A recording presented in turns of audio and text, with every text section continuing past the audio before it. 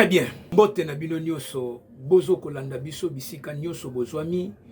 Mbote na bakongomani nyoso de partout dans le monde. Bozali na Ozwele, bozali na Okatanga, bozali na Goma, Nord Kivu, bozali na Congo Central, bozali na Équateur, Bandundu, bozali na Bazwele, bisika nyoso oyo Congolais azwami. Libanda ya mboka, France, Allemagne, États-Unis, Belgique, Chine, Maroc, Goma, Canada, bisika nyoso bozwami. Tika eke Nzambe ya République démocratique du Congo apambola bino. Merci na pasteur Gili.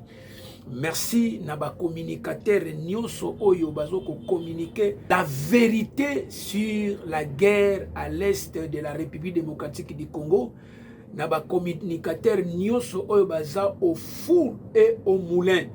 Bazoko communiquer l'essentiel pour que Congo ezwa kimia.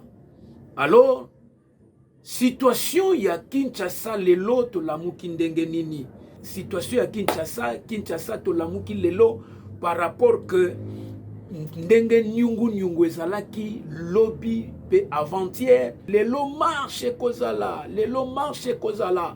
mais marche ezalaki te. Situation lelo na Kinshasa eza mwa malamu, soki na lobby mwa malamu, c'est-à-dire que mituka ezoko tambola nango mais ndenge te esengeli etambola. Toyebite parfois bandeko mususu bazo banga, bandeko mususu bake na bango misala pe ezo sala manango, mais quelque ba inquiétude ezali boyebi bino moko soki sango moko ya bien te ezali na kati ya mboka, batu bazala kaka na mwa ko banga ko tambola na keba, mais malgré na keba na kimia ezanango, kimia ezali na Kinshasa, la capitale. Alors, situation ya Goma pona lelo, situation ya Goma, touti kobenga na Goma, ba signaler biso que la vie reprend peu à peu à Goma, quelques jours.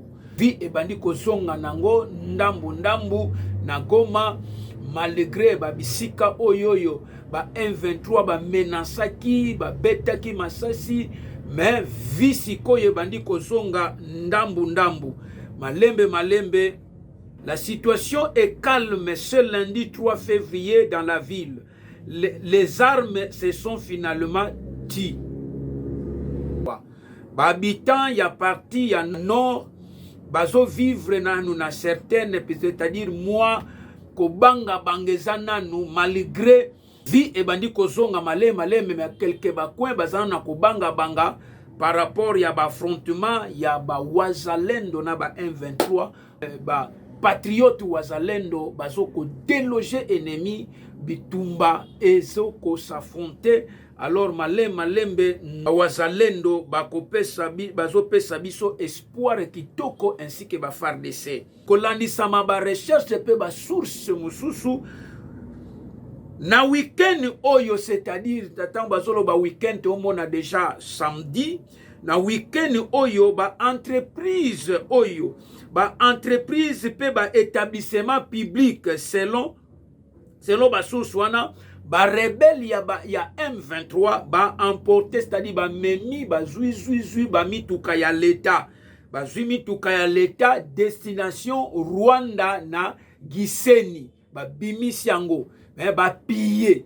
Omoni régime ya Kindoki eza mabe, baka na besoin ya kopiller kimuyibi nanga amemeli biso ba miyibi, nanga amemeli biso ba raviseurs.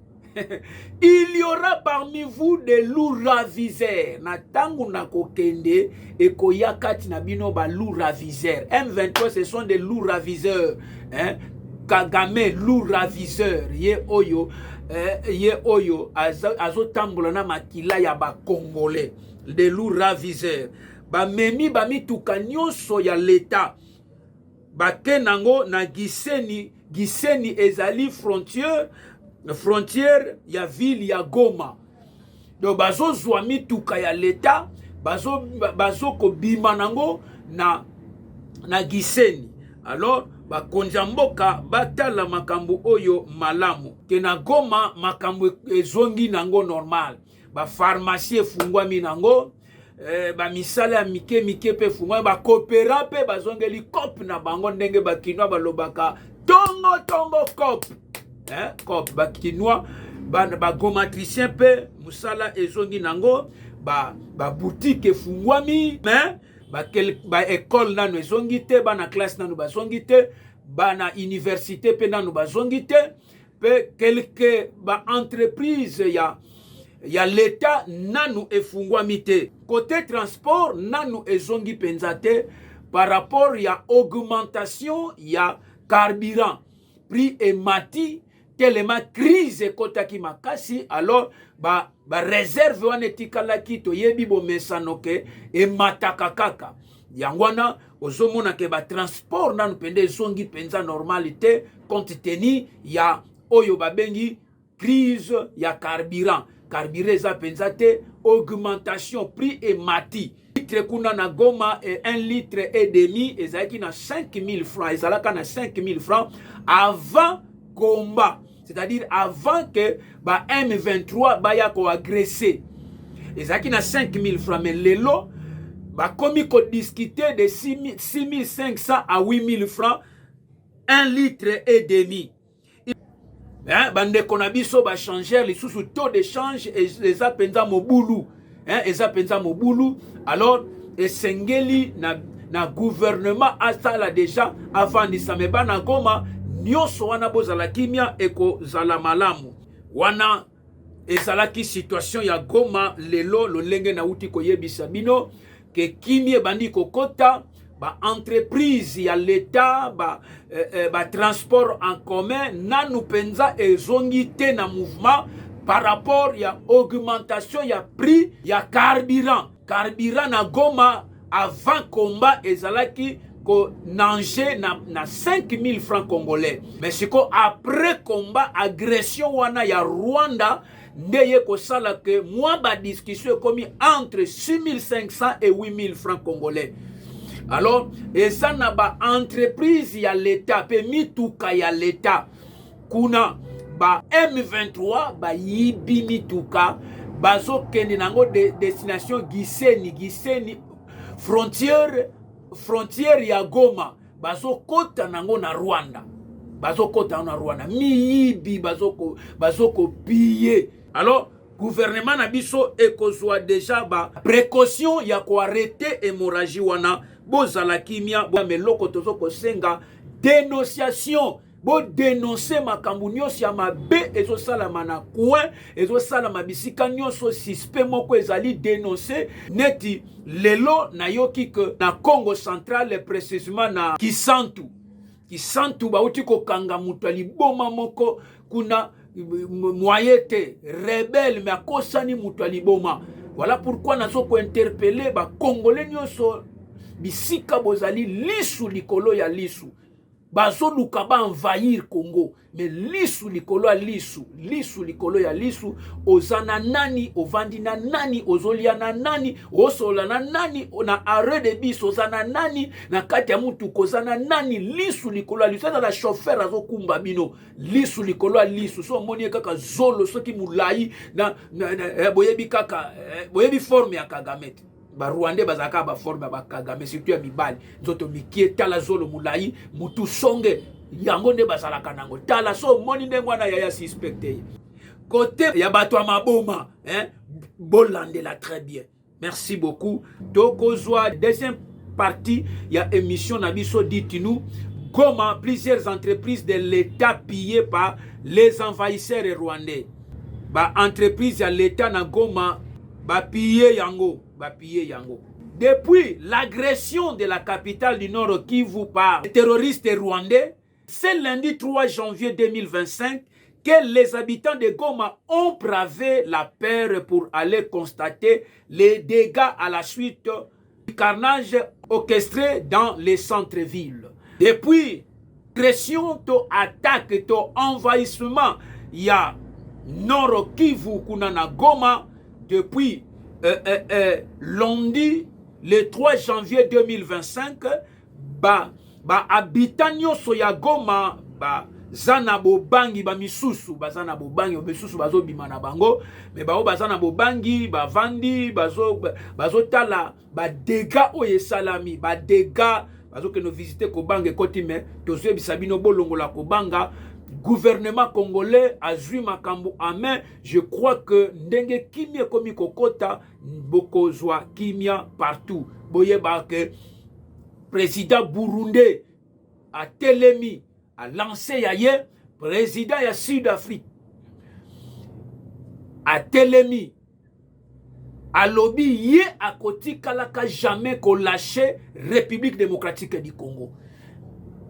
Alors il faut toyeba la population locale qui assiste impuissante à ces scènes de pillage dénonce une stratégie pour nuire davantage à l'économie de la ville. Face à cette situation, les habitants de Goma ainsi que les chefs des institutions publiques appellent le gouvernement central à la réplique urgente par rapport yaba pillage oyo Rwanda na ba M23 Kagame ba sali ya kopiye mituka komema kokotisa na Goma plutôt kokotisa na Gisenyi kokotisa na Rwanda, alors que ba habitant ya Goma ainsi que ba chef ya ba institution ba beleli gouvernement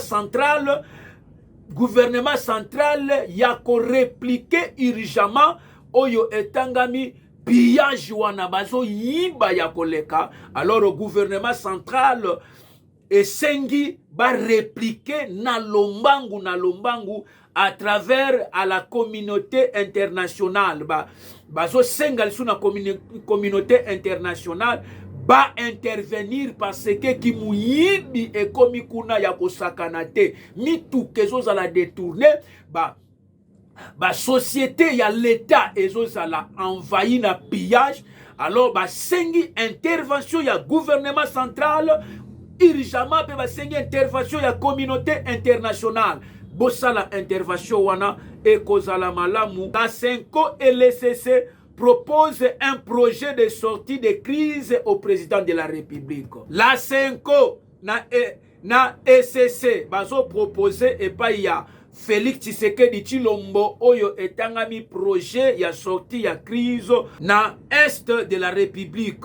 Alors balobini le président Félix Tshisekedi a reçu ce 3 février 2025 une délégation des représentants des confessions épiscopales nationales du Congo et les églises du réveil au Congo, Senko et ECC, conduit par le cardinal Fridolin Ambongo, chef de l'État, et Zalaki déjà depuis le 3 février 2025 à Yambaki, délégation yaba responsable, ya conférence épiscopale nationale du Congo, il y Senko, pe ayambaki responsable ya église du Christ au Congo, oyo tobengaka ECC, yango ekambamaki epai ya Cardinal Ambongo. D'après la presse présidentielle, cette audience est la réponse à la demande de ces chefs religieux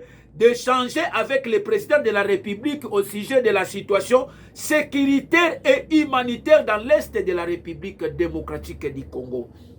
Olanisama presse présidentielle, audience wana, ezali réponse oyo ba chef religieux basenga ki basala échange na président de la République na situation oyo, situation sécuritaire ya est de la République démocratique du Congo. Alors, les deux églises ont pris l'initiative de concevoir des sorties de crise que nous avons présentées ces jours au chef de l'État. Porte-parole il y a 5 ans après audience, il y a président de la République au recevoir les deux confessions, 5 ans na ECC. Porte-parole il y a 5 ans oyo babengi Donatien Chole.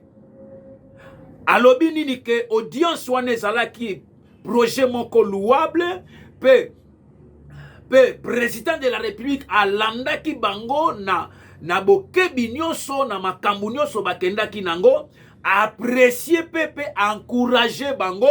Yangwana, secrétaire général ya SCC a vu message à chef de l'État oya lobaye que compréhension ezala cohésion ezala bomoko to sangana na moment oyo eza makambo ya nazo répéter kango à chaque instant, eza makambo ya ba parti politique te, eza na makambo ya couleur politique te, eza makambo te ke no boye boye, eza makambo biso to sangana. Soki to bengani mungunya nde na ngonga wana siko to ko ya biso nyoso ba congolais na table to bandi ko bongisa siko yo olobi nini, yo lobi nini, yo lobi nini, sima nango to sangani to avancer. Mais pour le moment to boyi ba discours ya découragement, to boyi ba discours ya kobangi to boyi ba discours bo vanda no te to lingi tozo senga congolais nyonso bisika zali, ozana France, ozana États-Unis, ozana Afrique du Sud, ozana Gabon, ozana Côte d'Ivoire, ozana Kenya, ozana Sud-Afrique, ozana Soudan, oza bisika nyonso congolais nyonso soudés et tous derrière le président de la République pour adier bakeno ba congolais ba linginga ba congolais ba zaponanga ya eza ekolo. Tozo ko soutenir individualité mais tozo soutenir patrie. La patrie est sacrée, la patrie est sacrée. Chacun abunda bisope na media tozo bunda to boy que ba ennemi va envahir. Pour sa part, le cardinal Fridolin Ambongo a tenu à encourager la population de la province du Nord Kivu. Le cardinal Fridolin Ambongo a encouragé la population de la province du Nord Kivu. Encourager bango besoin courage, vous n'êtes pas seul.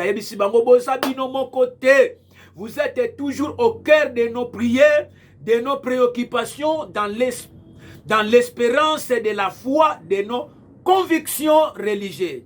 Nous prenons notre responsabilité pour voir comment trouver ensemble une solution. Wana et lobby cardinal Fridolin Ambongo, a lobby na peuple, ya lobby na population, ya province, ya Nord Kivu, bofanda kimia, encourager bino, avec bazui. Nous prenons notre responsabilité, responsabilité na bango, pour trouver ensemble solution. Cardinal Fridolin Ambongo, oyo lobby, eza euta na motema. La Bible dit c'est par l'abondance du cœur que la bouche parle. Voilà, oyo ezalaki lokola ba actualité ya lelo ndenge tukute koloba ke ville Kinshasa lelo to lamuki mwa kimia.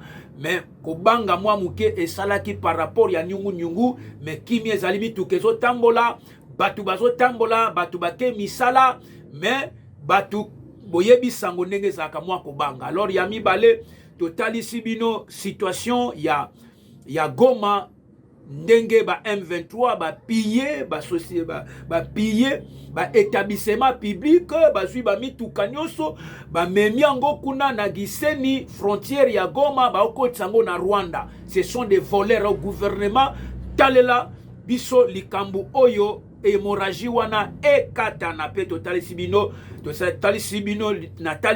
la 5 et SCC va proposer un projet de sortie de crise au président de la République.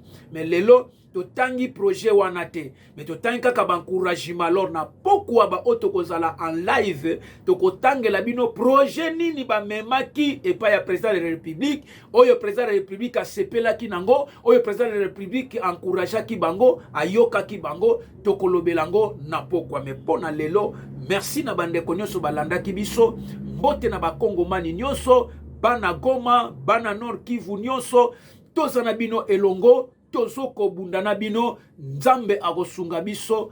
Quant à moi je vous dis restez toujours branchés sur notre chaîne JM TV, vous ne serez jamais déçus. Merci, ciao.